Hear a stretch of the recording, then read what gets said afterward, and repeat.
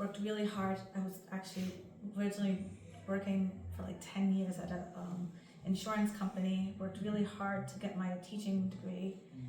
And so I was teaching, but I was in a car accident. And then I found out I was pregnant. And so then I was like, I don't want to go back to teaching. It was too corporate.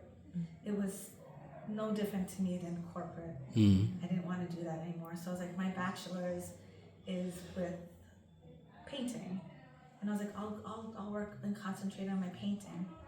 But like you said, therapy, I've always found poetry to be therapy to me. And I too have had stuff happen to me. So then I was introduced to like, That's right. Joyful Heart, and so then they got me into writing because the stuff I was writing when I was with them, they're like, oh, this is great. So I was like, okay, maybe I'll go back to that stuff. So I started writing, and this is just an accumulation of like all those years.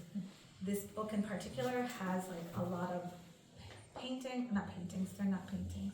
It's artwork, they're prints, that I made. They're all with pigeons, so I animated them for the circumstances with pigeons. Because I found pigeons, the connection to me with pigeons and Black society was too linked. It was too linked. So I was just like, I'm gonna write this, and so I got a grant. I've been getting grants to do all my artwork and my writing, and so I got a grant to do broadsides. So I did a poetry broadside. So all of the poems that you see that have the artwork is because that's with a broadside. So broadsides, I made them about 18 by 24, I think it was, and so that's what they are. Nice. Okay. My poems, they are very personal, but I'm a very political person. They feel. I don't really detach myself from like what happens in society. A lot of times it feels like family. It feels like, I don't go, oh my God, but that happened to them. That's not me. I'm like, oh my God, that happened to them. That could definitely happen to me. Oh my God, I'm so sorry that happened to them. What can we do to make that better?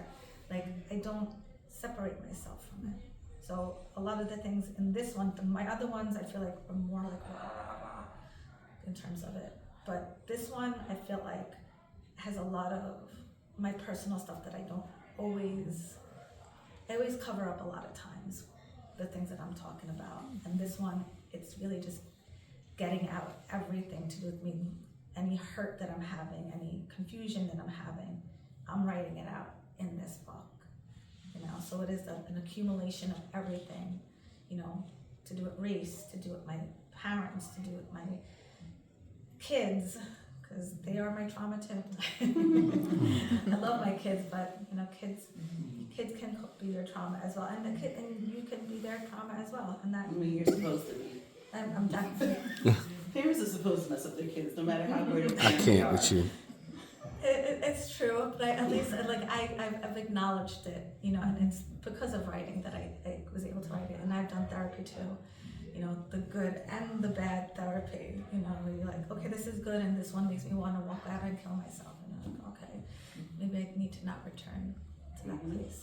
But writing is always, to me, the space that you should always go to.